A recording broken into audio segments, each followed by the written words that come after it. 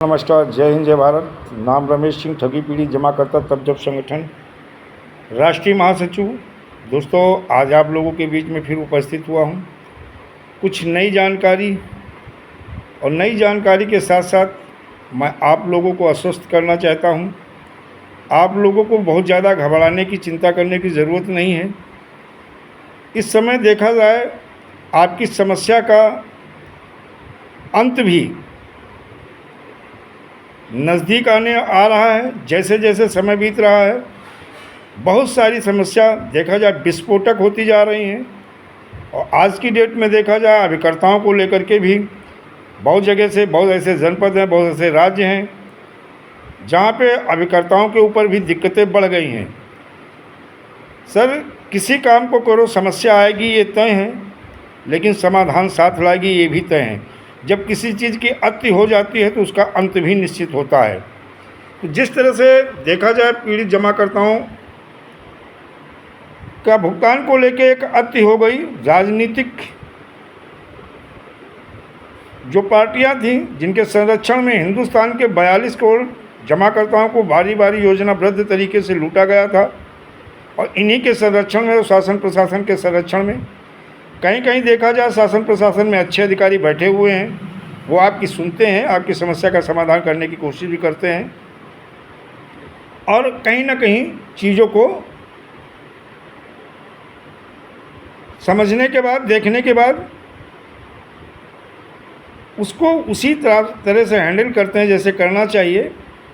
लेकिन कहीं कहीं पे कुछ पुलिस विभाग में भी बदतमीज किस्म के अधिकारी बैठे हुए हैं, जो अनावश्यक एजेंट के ऊपर प्रेशर बना करके, मैं आज बहुत सारे चीज़ों को देख रहा हूँ, जान रहा हूँ, बहुत जगह से न्यूज़ आ रही हैं, बहुत जगह हम स्वयं मिले हैं कि इतना प्रेशर एजेंट के ऊपर बना रहे हैं कि चाहे अपनी ज़मीन बेचो, चाहे घर बेचो, लेकिन निवेशकों का पैसा आपको देना होगा, जो कि ना तो विधि सम्मत है, ना लीगल तरीका है।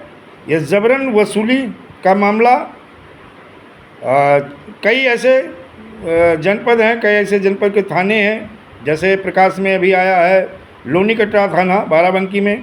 वहाँ भी एजेंट के ऊपर प्रेशर बना करके, और वहाँ के थाना जज, विवेचनाधिकारी ये जबरन वसूली करवा रहे हैं, जो कि विधि सम्मत तरीका नहीं है। हम वहाँ के जो भी कार्यकर्ता हैं उनसे यही कहेंगे, ऐसे थाना अध्यक्ष अगर करते हैं तो पुलिस अधीक्षक, DIG, IG, DGP, director general of police और मुख्यमंत्री को इनके खिलाफ़ जो है आप प्रार्थना पत्र दीजिएगा। इनके खिलाफ़ कठोर कार्रवाई होगी, क्योंकि न्यायालय है, हमारे देश में संविधान है, कानून है। जहाँ जहाँ अनावश्यक परेशान किया जा रहा है, एजेंटों को प्रताड़ित किया जा रहा है, उत्पीड़न किया जा रहा है उनका, वो डरे नहीं, घबराए नहीं। हम आपके साथ हैं, हमारा संगठन आपके साथ है, और साथ ही नहीं, आपके साथ आगे भी खड़े रहेंगे, और आपको न्याय मिलेगा। हर पीड़ित जमाकर्ता का भुगतान भी सुनिश्चित होगा। लेकिन आज देखा जाए, बहुत जगह पे ये दिक्कतें आती हैं कि जहाँ पे ठगों द्वारा इतना ज़्यादा मानसिक रूप से उन्हें प्रताड़ित किया जाता है कि लोग आत्महत्या कर लेते हैं। कहीं कहीं पे निवेशकों द्वारा एजेंटों को इतना परेशान किया जा रहा है कि वो मानसिक दबाव, प्रेशर में आके आत्महत्या कर रहे हैं। दोस्तों, ये विकल्प नहीं है, किसी को आत्महत्या नहीं करनी है। हम आपके साथ खड़े हैं। जहाँ कोई दिक्कत है आप बताइएगा, फ़ोन करिएगा, हम उपलब्ध रहेंगे, हम आपसे बात करेंगे, आपकी समस्या का समाधान करेंगे। लेकिन किसी को आत्महत्या नहीं करनी है, एकजुट रहो। और विकल्प एक ही है। देखो, जो अगर किसी निवेशक ने, अगर मान लो किसी एजेंट के ऊपर FIR करा दी है या कराने की प्लानिंग कर रहा है, उसे समझ लेना चाहिए कि आपका पैसा एजेंट ही एक ऐसा है जो आपको सूचना देगा, आपके आवेदन करवाएगा, आपके भुगतान के लिए प्रयास करेगा। अगर उसी के ऊपर आप FIR कर देते हो तो ना आपको कोई सूचना देने वाला रहेगा, ना आपके भुगतान के आवेदन कराने वाला रहेगा।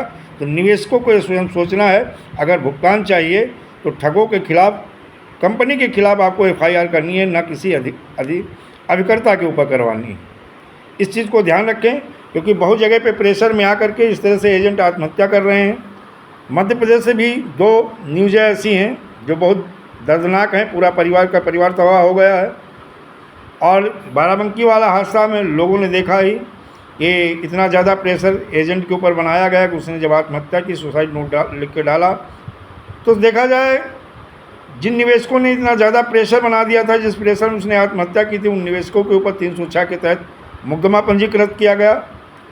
अब उनका पैसा भी गया और मुकदमा भी उनके ऊपर 306 के तहत मुकदमा पंजीकृत हो गया, FIR, और विवेचना चल रही है। हो सकता है निवेशकों को भी जेल जाना पड़े। तो दोस्तों, आप इन चीज़ों को समझो।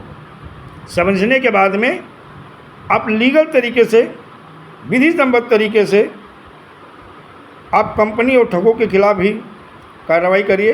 किसी अभिकर्ता को परेशान ना करें, और अभिकर्ता का जो दायित्व है, कर्तव्य है, उसे भी पीड़ित जमाकर्ताओं के भुगतान के लिए निरंतर सक्रिय रहना चाहिए और 31 जुलाई के लिए दिल्ली के लिए भी प्रस्थान करना चाहिए।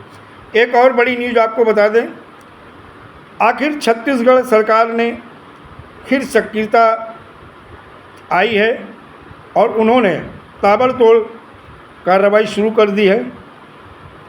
और एक जो न्यूज़ आ रही है, वो न्यूज़ ये है, भिलाई से है।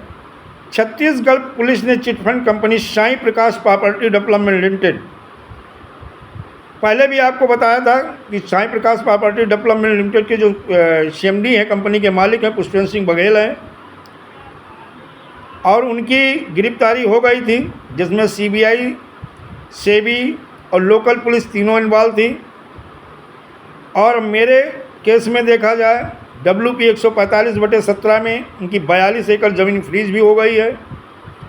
बाद में इनके बड़े भाई मृगेंद्र सिंह बघेल की गिरफ्तारी होती है, छत्तीसगढ़ पुलिस ने ले जाती है गिरफ्तार करके। लेकिन इनके छोटे भाई जो रणविजय सिंह, वो भी डायरेक्टर थे इस कंपनी में। और ये जो न्यूज़ आ रही है, साईं प्रकाश के प्रॉपर्टी डेवलपमेंट लिमिटेड के जो करीब लगभग 6 साल से ज़्यादा हो गया है, ये फरार चल रहे थे। आखिर रणविजय सिंह की भी गिरफ्तारी हो गई है। यानी देखा जाए, पुलिस ने चिटफंड कंपनी के साईं प्रकाश प्रॉपर्टी डेवलपमेंट लिमिटेड और कोलकाता बेयर इंडस्ट्रीज लिमिटेड के 2 डायरेक्टर को गिरफ्तार किया है। साईं प्रकाश के डायरेक्टर रणविजय सिंह बघेल को 8 साल बाद, यानी 6 साल नहीं, 8 साल बाद रायगढ़ से, और कोलकाता बेयर स्ट्रीट के डायरेक्टर शाहजहां खान अहमद को 6 साल बाद उड़ीसा से के भुवनेश्वर से गिरफ्तार किया। दोनों अपराध होने के बाद फरार हो गए थे। ASP संजय ध्रुव ने बताया कि दोनों ने निवेश करने पर अल्प समय में ज़्यादा ब्याज दिलाने का झांसा दे करके हिंदुस्तान के सीधे साधे भोले भाले लोगों को अपना टारगेट बनाया। कूटरचित ढंग से बॉन्ड इशू कर रहे थे और अल्प समय में 2 से 3 गुना का भुगतान करने का वादा किया, और कंपनी बंद हुई और लोगों का भुगतान नहीं, यानी शटर डाउन हुआ, भुगतान नहीं हुआ। इनकी भी गिरफ्तारी हो गई है। धीरे धीरे अभी देखा जाए, साईं प्रकाश प्रॉपर्टी डेवलपमेंट लिमिटेड के रणविजय सिंह की गिरफ्तारी हुई है। पुष्पेंद्र सिंह बघेल की पत्नी पुष्पांजलि बघेल अभी फरार हैं और पुलिस उन्हें भी ढूंढ रही है। जल्द ही भी शायद उनकी गिरफ्तारी होगी और समस्याओं का समाधान भी होगा। दोस्तों, आप लोगों को टेंशन नहीं लेनी है, चिंता नहीं करनी है। हम आपके साथ खड़े हैं, हमारा संगठन आपके साथ खड़ा है। और किसी को आत्महत्या जैसे कार्य नहीं करने हैं, ये बिल्कुल नहीं करना है। समस्या का समाधान लड़ने में है, मरने में नहीं। दोस्तों, जय हिंद, जय भारत, वंदे मातरम।